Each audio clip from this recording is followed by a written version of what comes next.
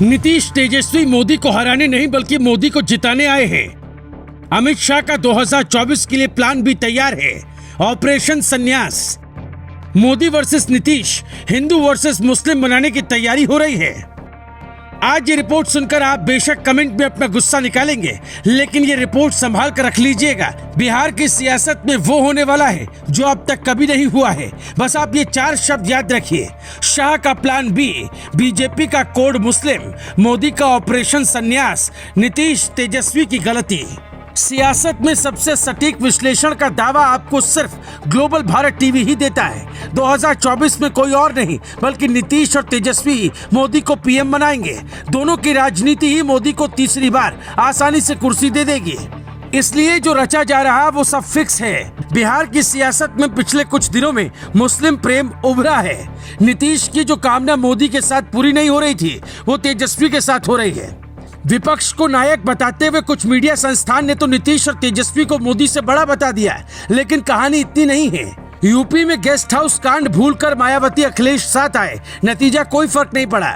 मोदी को हराने के लिए एक साथ दर्जन भर पार्टी आई, उसका फर्क 1% तक भी नहीं पड़ा। यहाँ तक कि राहुल गांधी जैसे नेता हार गए। फिर नीतीश तेजस्वी का दावा कैसे कर रहे हैं? पिछले 22 साल से सिर्फ मुसलमानों को अपना वोटर मानने वाले मोदी को हरा ही नहीं पाए। यूपी में योगी को हराने वाली मीडिया अब मोदी को हराने में जुट गई है। योगी को 100 सीट पर समेटने वाली मीडिया मोदी को 150 सीट पर समेटने में लगी है। लेकिन नीतीश कुमार तेजस्वी की आंखों में लाल मिर्च डालकर जो सपने दिखा रहे हैं, उसका अंत क्या है ये पता करते हैं। मोदी मतलब मैजिक, विपक्षी बुरा कहें, बेकार कहें, चौकीदार चोर कहें या फिर तानाशाह कहें, जनता आज भी मोदी की दीवानी है। मोदी ताली बजवाएं या थाली बजवाएं, हर घर तिरंगा लगवाएं या फिर कोई मिशन छेड़ दें, जनता हमेशा उनके साथ है।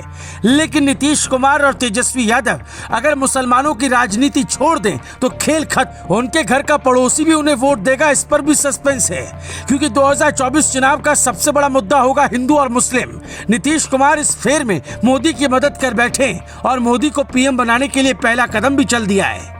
अमित शाह ने प्लान बी बनाया है। इस प्लान में नीतीश और तेजस्वी का भविष्य भी तय हो गया है। प्लान के मुताबिक बिहार का कोई नेता कुछ नहीं बोलेगा, सब खामोश रहे जब तक आदेश न मिले। नीतीश तेजस्वी ने पहले ही चाल बीजेपी के हिसाब से चली तो शाह ने तुरंत अपने नेताओं से बात की। नीतीश सरकार में कुल 31 मंत्रियों को शपथ दिलाई गई, जिसमें 8 यादवों को मंत्री बनाया गया है। 2 लालू के बेटे हैं, 5 मुस्लिम मंत्री, यानी नीतीश को लगता है वो मुसलमानों के दम पर नेता बनेंगे। नीतीश जितना मुस्लिम राग अलापेंगे बीजेपी को 2024 में उतना ही फायदा होगा। पूरी वजह समझाते हैं गठबंधन टूटने से पहले नीतीश कुमार से अमित शाह की फाइनल बात हुई, लेकिन नीतीश नहीं माने। बीजेपी बिना मुस्लिम वोट के भी बम्पर जीत सकती है और जीत रही है। इसका मतलब बीजेपी का कोड एम, मुसलमानों के नाम पर विपक्ष को भटकाने का प्लान तैयार हो गया है। चुनाव में हिंदू मुस्लिम का मुद्दा होगा। ममता बनर्जी, केजरीवाल, अखिलेश यादव, तेजस्वी यादव, नीतीश कुमार, मायावती, कांग्रेस, एनसीपी, तेलंगाना, आंध्र प्रदेश, असम, केरल, ये सब मुस्लिम कोड से फंस जाते हैं। बीजेपी का एक कोड कई राज्यों और कई नेताओं का करियर खत्म कर चुका है। देखिए, असम में हर तीसरा व्यक्ति मुस्लिम है, लेकिन सरकार किसकी है? बीजेपी की। इसका मतलब कोड वर्ड मुस्लिम काम करता है, मुसलमानों की कितनी जनसंख्या हो। बीजेपी इसलिए जीत लेगी क्योंकि वोटिंग से ठीक 1 घंटे पहले ये मुस्लिम कोड वोटर्स के मन में भी असर करता है। यूपी में बूथ पर जाने तक पश्चिम के किसानों और जाटों का कहना था बीजेपी को हराएंगे, लेकिन बूथ पर मुसलमानों की एकता देख घबरा गए और ईवीएम पर बीजेपी को वोट दिया।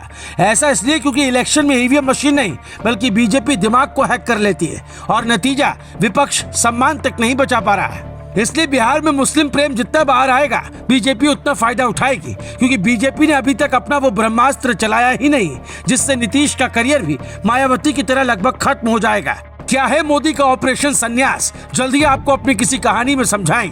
तब तक आप बताएं, बीजेपी का कोड मुस्लिम क्या नरेंद्र मोदी को कुर्सी दिलाएगा या नीतीश लोहा ले सकते हैं? Bureau report, global Bharat TV.